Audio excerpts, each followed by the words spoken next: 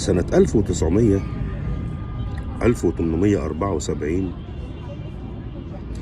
كانت قهوة متاتيا مقر تجمع المدنيين والعسكريين اللي شكلوا نواة الثورة العرابية.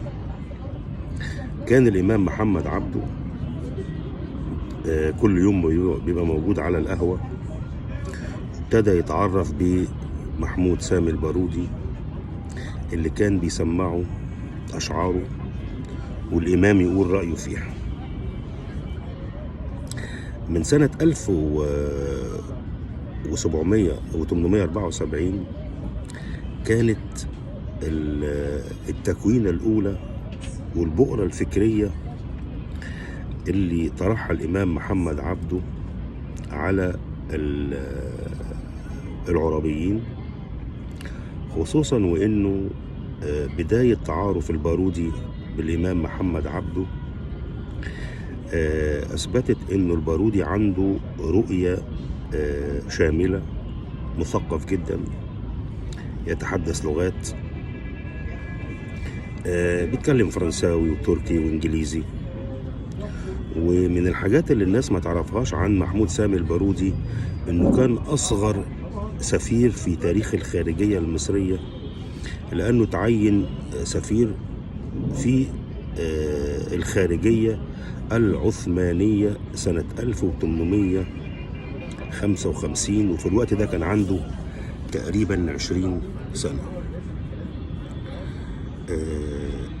الإمام محمد عبده كان شديد الذكاء والتنوير، ولما ابتدت تتبلور تحركات المدنيين والعسكريين العرابيين، ابتدى الإمام محمد عبده يقترح عليهم عدة أماكن يتقابلوا فيها ويناقشوا أهداف الثورة، لأن الوقت ده كان العمل أشبه بخلية سرية، لدرجة إنه كان الإمام محمد عبده بياخدهم ويروحوا يقعدوا في عند دكان العطار، أحفاد الإمام العطار اللي كانوا موجودين في الأزهر الشريف.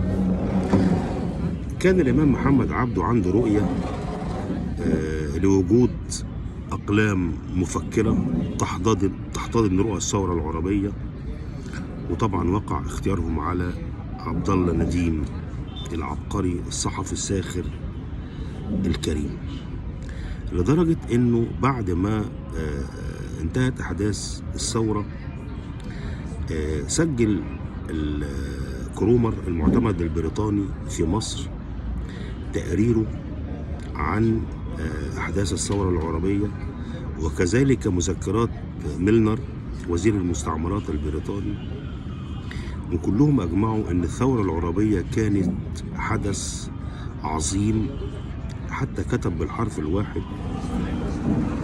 وأشار لذلك حتى سعد زغلول في مذكراته اللي صدرت سنة 20، قالوا إنها كانت ثورة شاملة تعبر عن المصريين جميعا.